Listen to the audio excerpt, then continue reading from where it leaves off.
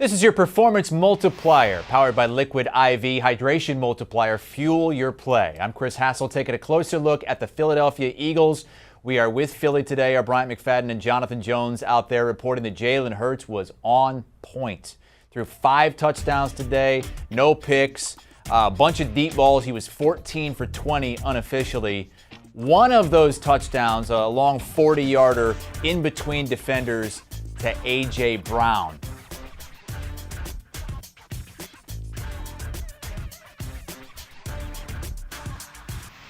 Former NFL General Manager Rick Spielman here with us. We're going to look at Eagles futures in props, but we start with the important question this season for Jalen Hurts and the Philadelphia Eagles. Do you think this is a make or break season for him? It didn't seem like they were 100% sold after last year. No, but I think that what he has shown at the end of the season last year and what he was able to accomplish, he did get them into the playoffs. So you're looking for progression each year. So I remember, and I want to make a comparison to Teddy Bridgewater, where he kind of took over just like Jalen did his first year due to an injury that we had, and his second year became a full-time starter, got us into the playoffs as well, but we lost in a wild card game against the Seattle Seahawks in that Frozen Bowl, which was minus 17 degrees that year.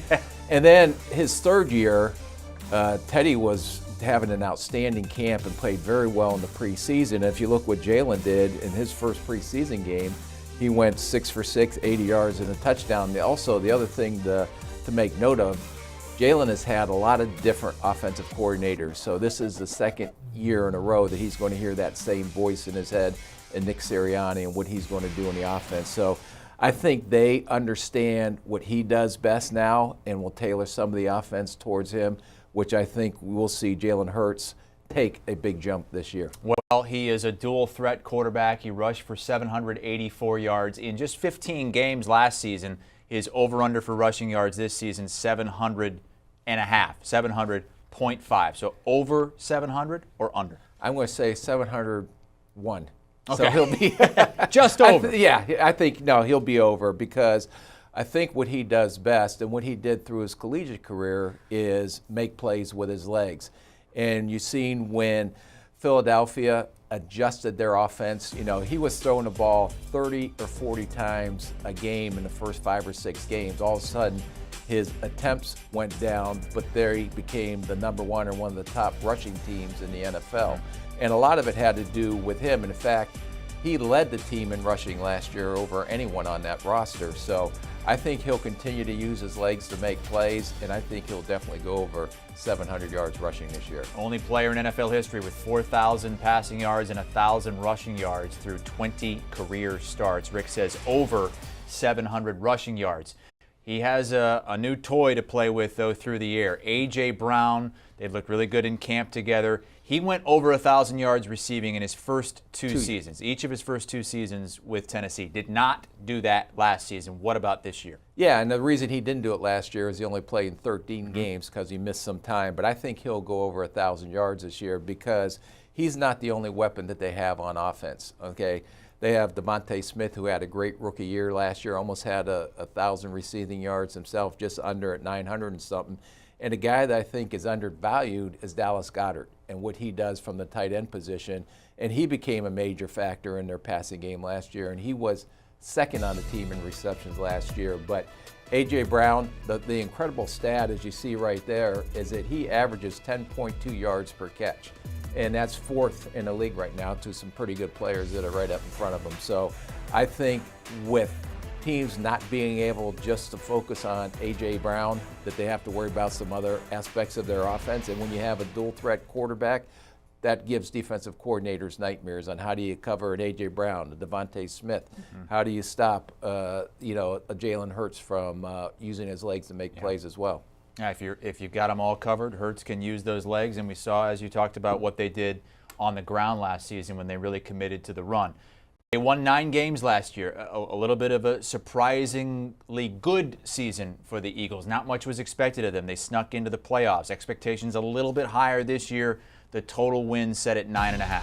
Yeah, I think they're going to go over that. In fact, I think with what they were able to and Howie Roseman, what he was able to do this offseason.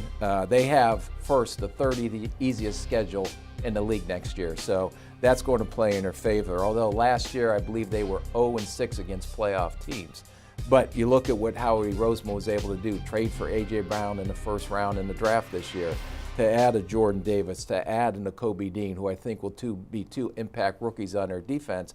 But they didn't stop there. They went out and signed Hassan Riddick from Carolina, who's a premier pass rusher, and then they got Slay. And then when Bradbury got released from the New York Giants, they were able to haul him in too. So you have a top 10 defense that added a lot of pieces to even be better, and now you throw A.J. Brown in the mix with what they have on offense, they're going to definitely go over, and the third easiest schedule in the NFL, they're definitely going to go over 9.5 Yeah, that wins. first month, I think they might be favored in those first 4 games. Those first 4 games, I think Eagles fans are going to expect them to win each and every one of those against teams that did not make the postseason last year.